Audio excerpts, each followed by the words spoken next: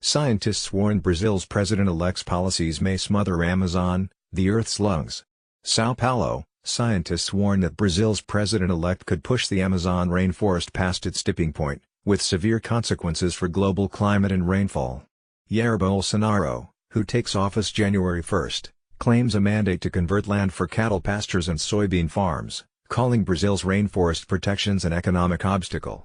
Brazil contains about 60% of the Amazon rainforest, and scientists are worried. It's nearly impossible to overstate the importance of the Amazon rainforest to the planet's living systems, said Carlos Nobre, a climate scientist at the University of São Paulo. Each tree stores carbon absorbed from the atmosphere. The Amazon takes in as much as 2 billion tons of carbon dioxide a year and releases 20% of the planet's oxygen, earning it the nickname the lungs of the planet. It's also a global weather maker. Stretching 10 times the size of Texas, the Amazon is the world's largest rainforest. Billions of trees suck up water through deep roots and bring it up to their leaves, which release water vapor that forms a thick mist over the rainforest canopy.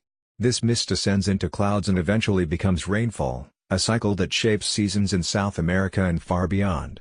By one estimate, the Amazon creates 30 to 50% of its own rainfall.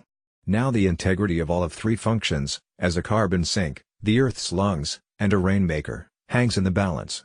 On October 28, Brazilians elected Bolsonaro, a far-right candidate who channeled outrage at the corruption scandals of the former government and support from agribusiness groups. His election came weeks before an international summit in December where leaders will discuss how to curb climate change. On the campaign trail, Bolsonaro promised to loosen protections for areas of the Brazilian Amazon designated as indigenous lands and nature reserves, calling them impediments to economic growth.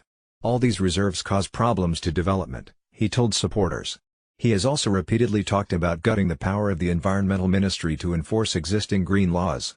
If Bolsonaro keeps his campaign promises, deforestation of the Amazon will probably increase quickly, and the effects will be felt everywhere on the planet, said Paulo Artaxo, a professor of environmental physics at the University of São Paulo. Bolsonaro's transition team did not respond to an interview request from the Associated Press. Brazil was once seen as a global environmental success story. Between 2004 and 2014, stricter enforcement of laws to safeguard the rainforest, aided by regular satellite monitoring and protections for lands designated reserves for indigenous peoples, sharply curbed the rate of deforestation, which peaked in the early 2000s at about 9,650 square miles a year, 25,000 square kilometers.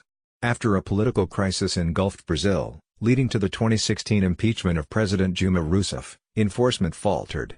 Ranchers and farmers began to convert more rainforest to pastureland and cropland. Between 2014 and 2017, annual deforestation doubled to about 3,090 square miles, 8,000 square kilometers. Most often, the trees and underbrush cut down are simply burned, directly releasing carbon dioxide, said Artaxo.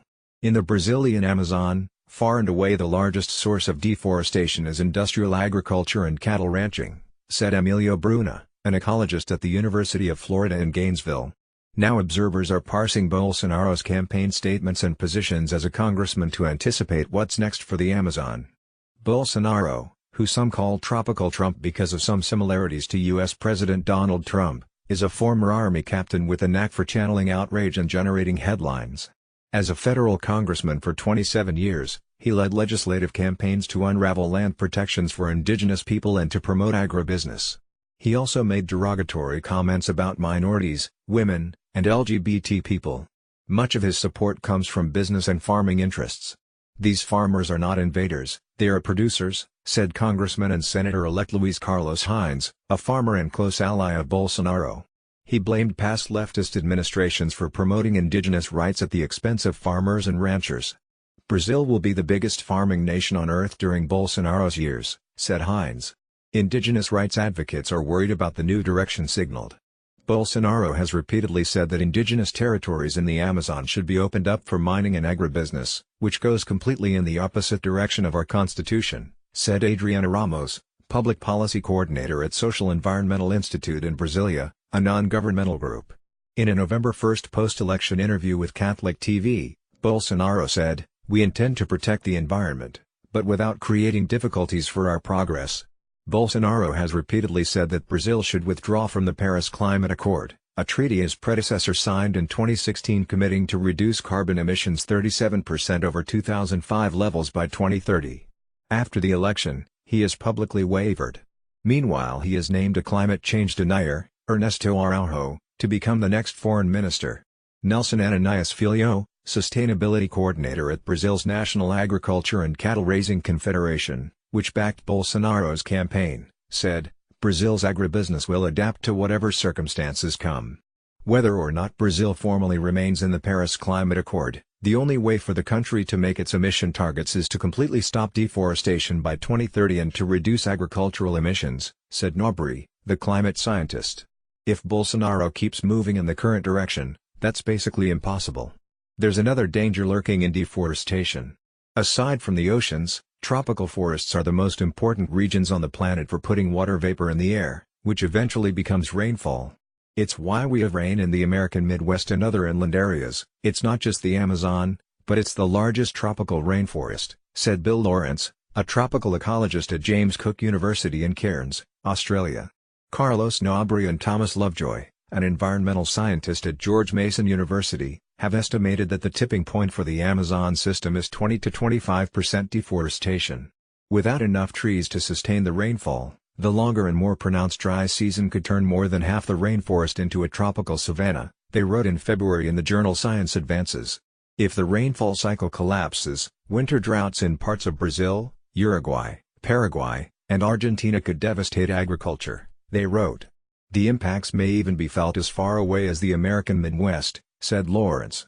Bolsonaro's rhetoric about potentially dismantling the environmental ministry and rolling back indigenous rights worries Nobre, who says, "I am a scientist, but I am also a Brazilian citizen, and a citizen of the planet."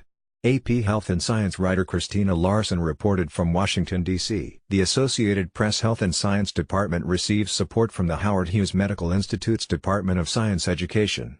The AP is solely responsible for all content,